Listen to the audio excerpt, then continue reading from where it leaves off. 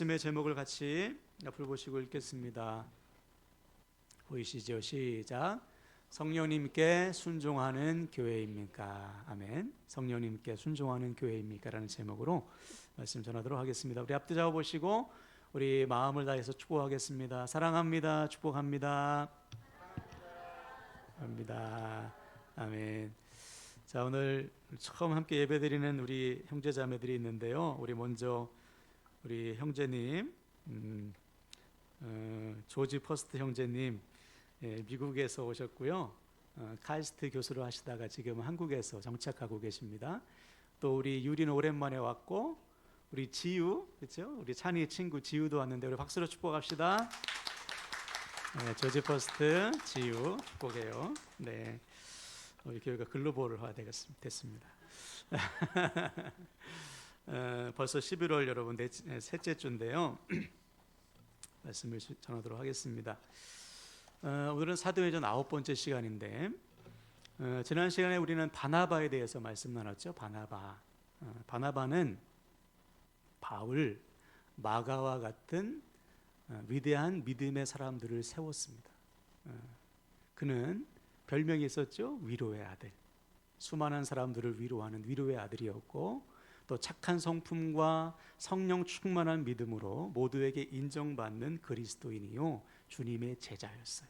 그래서 많은 무리가 주께 더해졌고 바울과 마가와 같은 위대한 사람들이 세울 수 있었습니다. 그래서 우리는 우리 자신을 돌아봤어요. 우리가 지금까지 신앙생활을 해오면서 마가와 바울과 같은 신앙의 열매가 내게 있는가?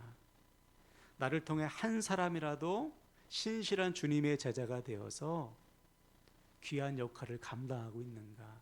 그런 믿음의 열매, 신앙의 열매를 우리가 맺고 있는지를 우리가 돌아봤습니다. 이것이 우리의 사명이자 숙제라고 했죠.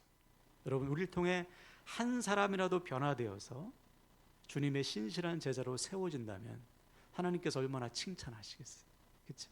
그런데 주님 앞에 가가지고 주님 간신히 제 믿음만 지켰습니다. 이럴 수는 없잖아요. 여러분, 주님 앞에서는 그날까지 우리를 통해서 마가와 같은, 바울과 같은 믿음의 사람들이 세워지길 축복합니다. 그러기 위해서는 우리도 바나바처럼 살면 돼요. 수많은 사람을 위로하고 착한 성품과 성령 충만한 믿음으로 본이 되는 삶을 살고, 바울처럼 아무도 손 내밀어 주지 않는 사람에게 손 내밀어 주고, 마가처럼 실패의 자리에 있는 자들을 찾아가서 다시 일으켜 세워주는 것, 그때 주의 손이 함께 역사하실 것입니다. 특별히 여러분 가족들, 사랑하는 자녀들, 또 지체들, 또 여러분 특별히 전도한 사람은 끝까지 책임지시기 바랍니다. 네, 여러분 숨을 거둔 순간까지 여러분의 가족들, 자녀들, 내가 전도한 사람은 끝까지 책임져서 그 한 사람이 변화된다면 얼마나 놀라운 기적이 일어나겠어요. 이 소망을 품고 주님 앞에서는 그날까지 맡겨주신 영혼들 끝까지 섬기시기를 주님의 이름으로 간절히 축원을 드립니다. 자, 오늘은 바울과 바나바가 1차 선교, 첫 번째 선교를 떠나는 배경을 좀 나누겠어요. 어떻게 해서 이들이 이렇게 선교를 떠나게 됐는지. 먼저 1절을 보세요. 1절을 보시면 교회의 제자들을 소개하고 있는데, 안디옥 교회에 선지자들과 교사들이 있으니 곧 바나바와 니게르라 하는 시므온과 구레네 사람 루기오와 분봉한 헤롯의 젖동생 마나엔과 및 사울이라. 바울과 바나바를 통해 많은 선지자와 교사들이 세워졌습니다.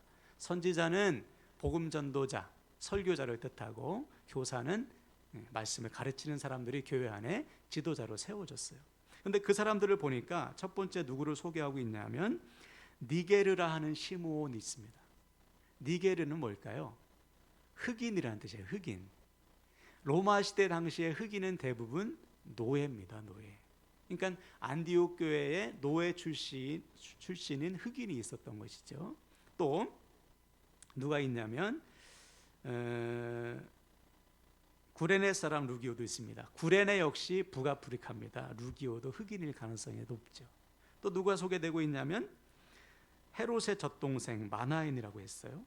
젖동생이라는 것은 헤롯과 함께, 헤롯이 누구죠? 그 당시에 총독, 갈릴리의 총독. 총독과 함께 왕궁에서 같이 양육받은 사람입니다. 신분이 낮을까요, 높을까요? 당연히 높죠. 그러니까 안디옥 교회 내에는 저 노예 출신도 있고 저 왕궁에 살던 사람도 같이 있는 거예요. 여러분, 여기서 우리는 주님께서 세우신 교회가 어떤 공동체인지 확인할 수 있습니다. 교회는 남녀노소, 빈부귀천을 따지지 않아요. 노예 출신도 있고 왕궁 출신도 있습니다. 모든 사람이 주 안에서 하나된 공동체를 이루는 것, 이것이 주님의 교회예요.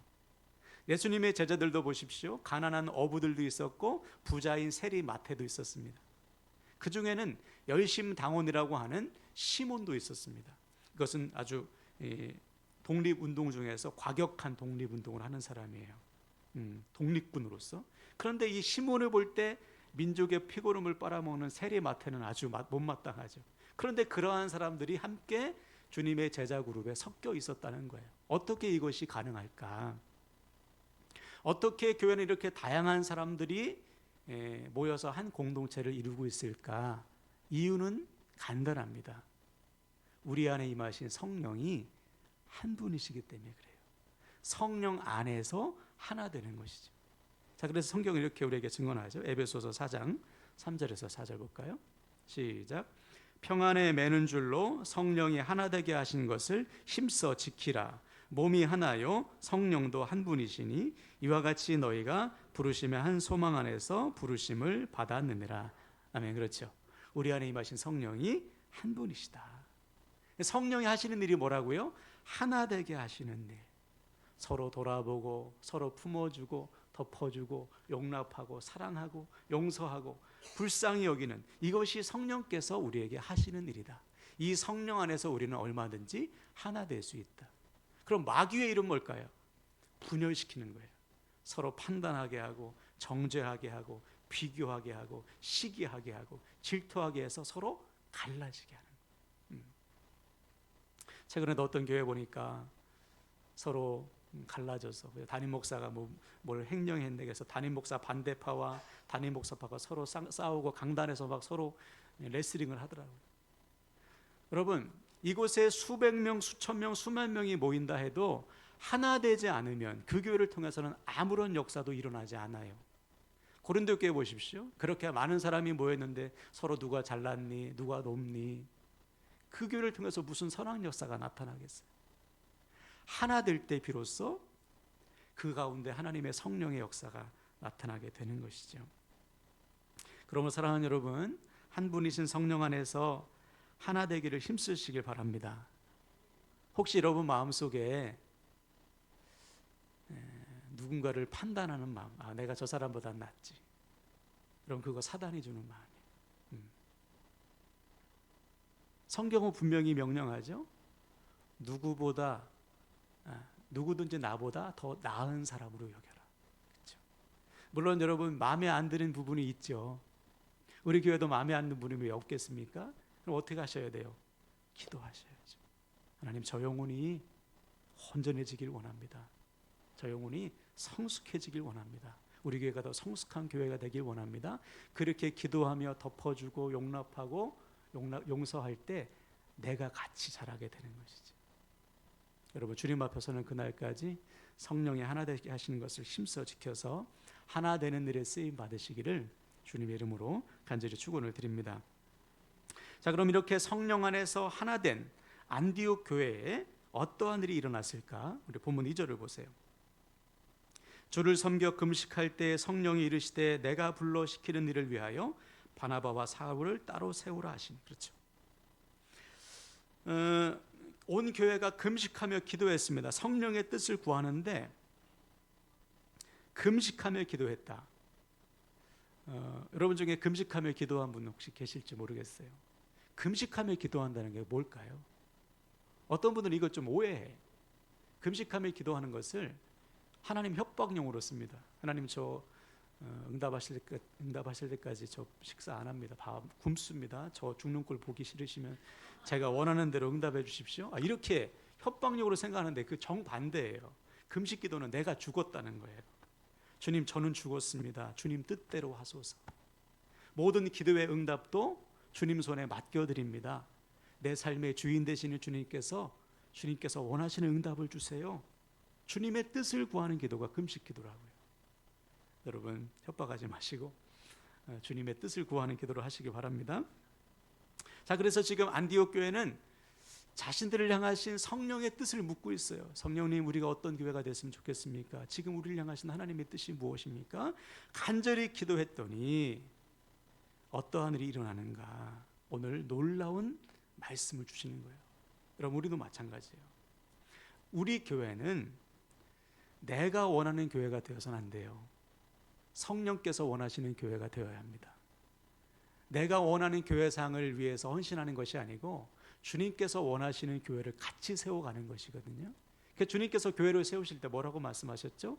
내 교회를 세우릴 것이다. 그렇죠? 니들이 원하는 교회가 아니고 내가 원하는 교회, 니들이 주인 노릇하는 교회가 아니고 주님께서 주인 되시는 교회를 세워라. 그러므로 어떻게 해야 됩니까? 우리도 안디옥 교회 성도들처럼 기도해야 되는 거예요. 하나님의 뜻을 구하면서 우리 교회를 향하신 하나님의 뜻이 뭔지, 내 인생을 향하신 하나님의 뜻이 뭔지, 우리 가정을 향한 하나님의 뜻이 뭔지 늘 깨어 기도하셔야 됩니다. 그래야 내가 원하는 교회, 내가 원하는 가정이 아닌 주님께서 원하시는 교회, 주님께서 원하시는 가정으로 세울 수 있는 것이죠. 여러분 늘 깨어 기도하며 주님의 뜻을 구하시길 바랍니다. 자, 그럼 이때 성령께서 안디옥 교회에게 주신 뜻은 무엇일까? 2절을 다시 보십시오. 2절 중반부터 보십시오. 성령이 이르시되 내가 불러 시키는 일을 위하여 바나바와 사울을 따로 세우라 하시니. 그렇죠. 성령께서 주신 응답은 바나바와 사울을 따로 세우라. 이 말은 보내라는 것입니다. 무엇을 위해서? 내가 시키는 일. 무슨 일일까요? 이방인의 선교를 위해서 바울과 사울을 보내라. 여러분 이때 바울과 사울은 안디옥 교회 뭐죠? 담임 목사와 부목사입니다. 가장 큰 영향을 끼치고 있는 사람들이죠. 그런데 교회를 향해서 야, 너 오늘 당장 담임 목사, 부목사, 선교사로 파송해라. 이때 안디옥 교회의 마음이 어땠을까요? 또 바나바와 바울의 마음은 어땠을까요? 어떻게 성도들을 놓고 떠날 수 있을까? 예를 들어서 오늘 당장 성령께서 우리에게 조목사와 주정미 사모를 선교사로 파송해라. 여러분 어떠시겠어요? 아우, 너무 기쁜 날이네. 목사님 멀리 못 나가요. 안녕히 가세요. 뭐 이러시겠어요? 뭐 혼란스럽겠죠. 그렇죠. 우리 교회 어떻게 되나? 어떤 목사님이 오실까? 두렵지 않겠어요? 걱정이 되고. 또 우리도 여러분 생명과 같은 여러분들 어떻게 그냥 놓고 가겠어요? 그런데 안디옥 교회와 바울과 바나바는 어떻게 했을까요? 즉시로 순종해요. 즉시로. 자, 3절 4절 보십시오. 이에 금식하며 기도하고 두 사람에게 안수하여 보내니라.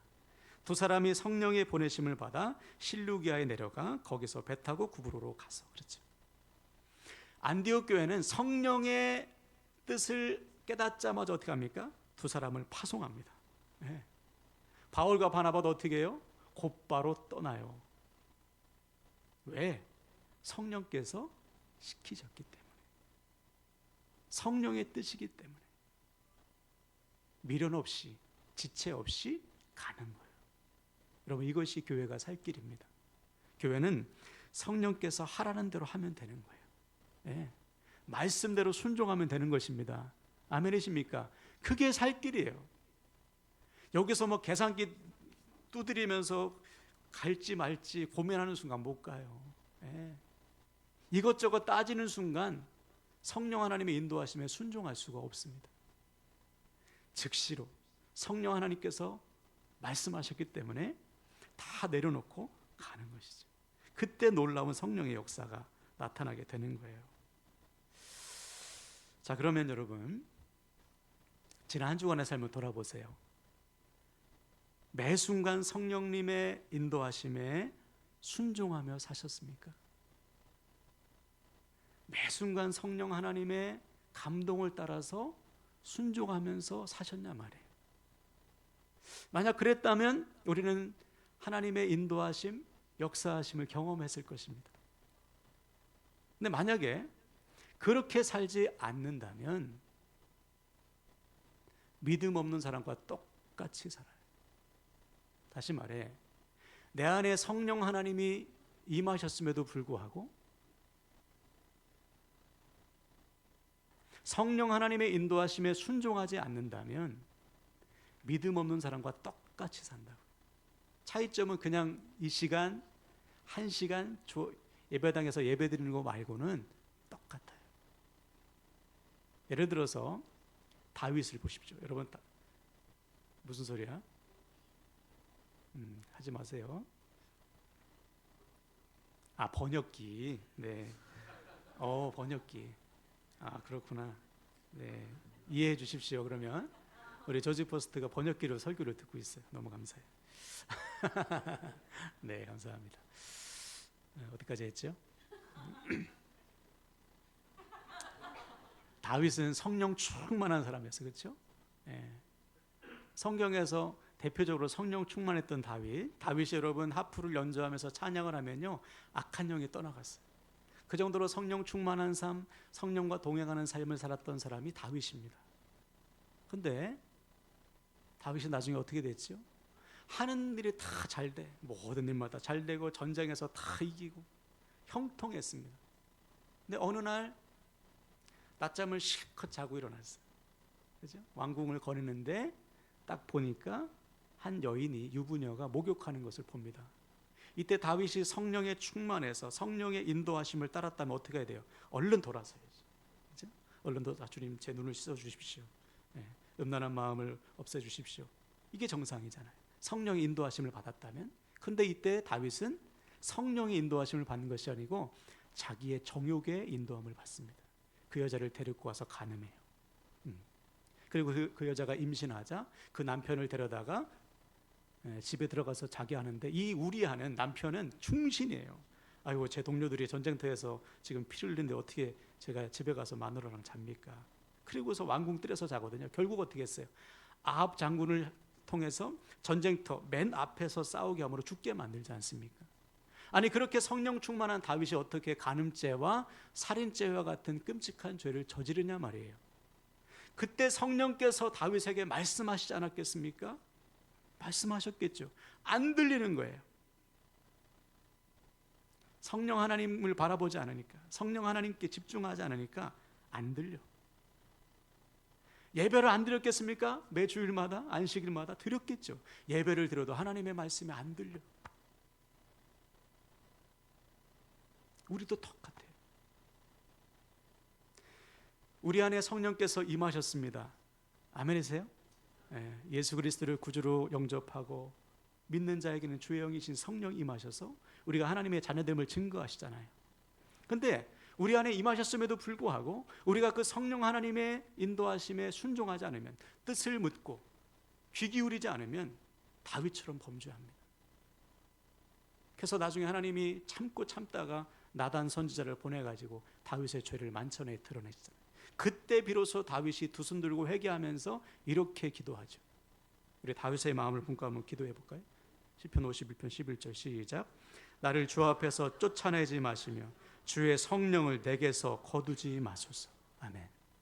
주의 성령을 내게서 거두지 마소서. 지금 다윗에게는 성령이 계셔요. 그런데도 성령을 따르는 것이 아니고 자기의 정욕을 따랐어요. 왜? 성령 하나님께 집중하지 않으니까, 귀를 기울이지 않으니까 영적으로 잠들어 있는 것이죠. 우리도 이럴 수 있는 거예요. 여러분, 늘 깨어서 성령 하나님의 인도하심을 따르시기 바랍니다. 안 그러면 우리도 넘어져요. 100% 유혹에 빠지고요, 눈앞의 상황에 눌리고 하나 염려하고 근심하고 걱정하고요, 내 정욕을 따라서 살 수밖에 없습니다. 그런 인생이 되어서는 안 되지. 정반대가 되죠. 날마다 매 순간 깨어 기도하면서 성령님을 따를 때 우리 삶에 놀라운 역사가 나타나요. 그렇죠? 내가 생각할 수 없는, 내가 상상할 수 없는 일들이 우리 삶에 펼쳐집니다. 우리 좀 전에 찬양했잖아요. 내 안에 한계를 넘어서 일하시는 하나님. 내 한계를 넘어서 역사하시는 성령님을 경험하게 된다니까요. 언제? 순종할 때. 순종할 때. 예를 들어 바울. 여러분, 바울이 2차 전도 때, 다음 시간에 나올 텐데, 2차 전도 때 원래 계획한 곳은 오늘날의 터키입니다. 소아시아지요. 그런데 성령께서 자꾸 전도를 막으셔. 그리고 환상을 보여주셔요. 마게도냐 사람의 손짓합니다. 아, 성령님의 뜻이구나. 즉시로 순종해서 배를 타고 마게도냐로 넘어오죠. 그 첫 번째 성이 빌립보 성입니다.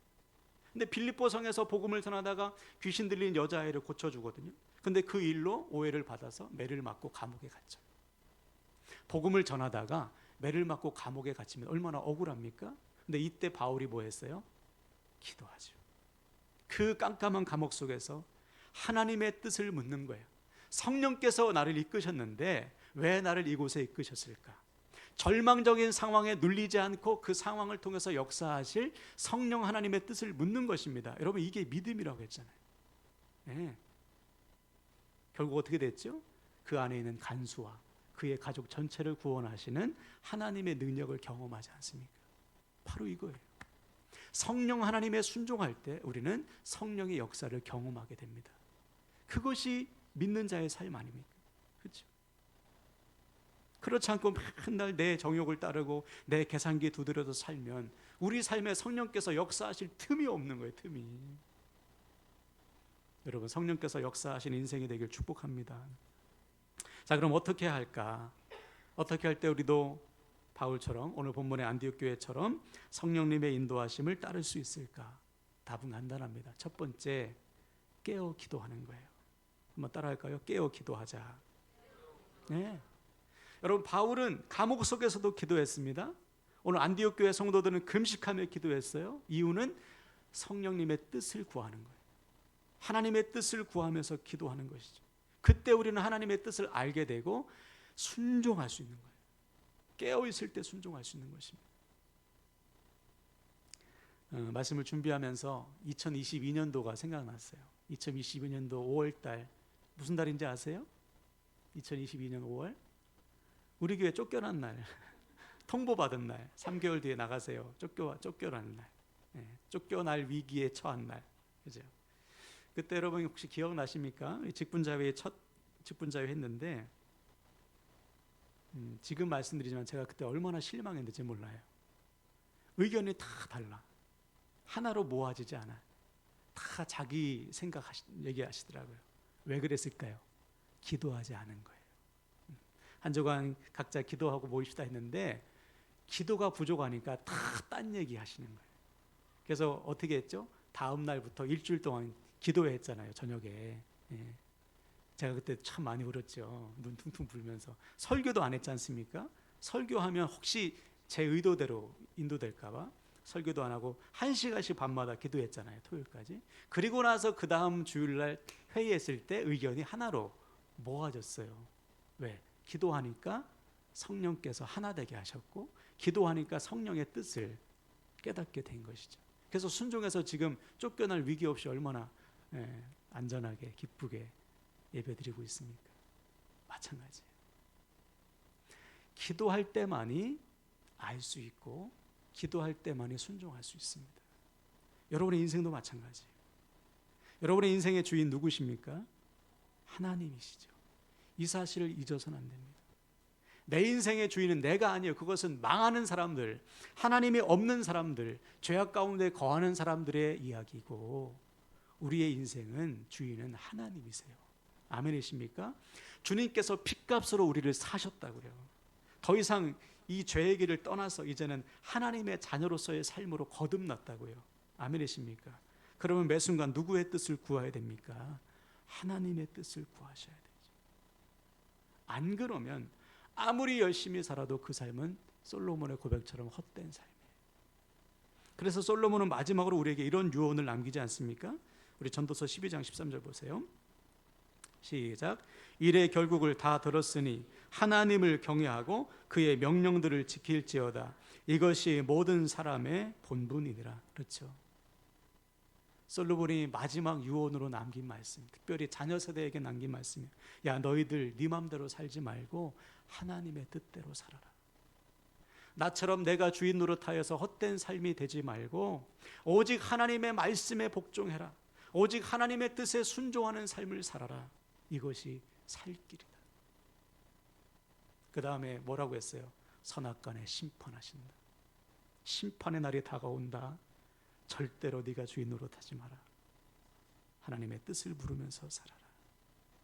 그럼 사랑하는 여러분, 무슨 일이 있어도 깨어 기도하며 하나님의 뜻을 구하시길 바랍니다.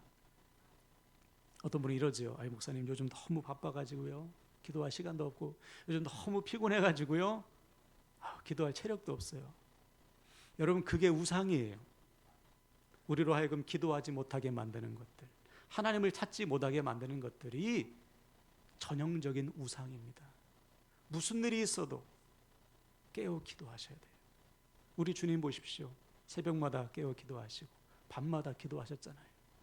주님이 얼마나 하루 종일 힘들게 사역하셨습니까? 그럼에도 불구하고 그 시간을 확보해 놓으신 거예요. 왜? 그 시간이 하나님의 뜻을 알 수 있는 시간이니까. 여러분 무슨 일을 하든지 깨어 기도하셔서 주님의 뜻을 깨닫고 그 뜻에 순종하시기를 주님의 이름으로 간절히 축원을 드립니다. 자, 두 번째, 우리가 성령님의 인도하심에 순종하기 위해서는 즉시로 순종하셔야 됩니다.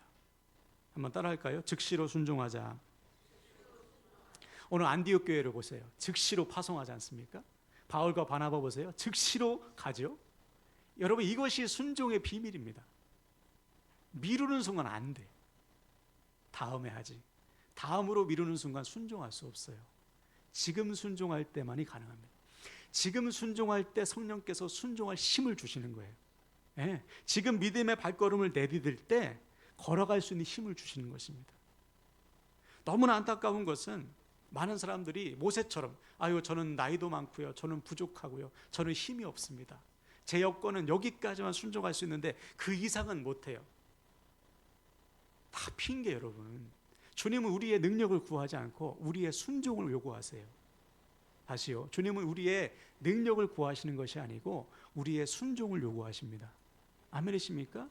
순종할 때 능력을 체험하는 것이지. 순종할 때. 그래서 저는 여러분 모두가 믿음으로 순종하시길 축복합니다. 그래서 내 한계를 넘어서 역사하시는 하나님을 경험하게 되시기를 주님의 이름으로 간절히 축원을 드립니다.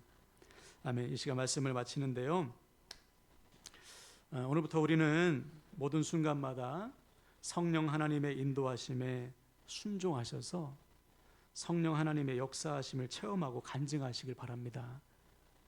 절대로 내가 주인 노릇해서는 안 돼요. 내 계산기 두드려서 살면 안 됩니다. 여러분 무슨 일이 있든지 간에 오늘 안디옥 교회처럼 금식하며 기도할지라도 하나님의 뜻을 먼저 구하셔야 돼요. 그리고서 그 뜻에 순종할 때 하나님의 역사하심을 체험하게 됩니다. 두 가지, 첫 번째 깨어 기도하고 두 번째 즉시로 순종하자. 여러분 깨어 기도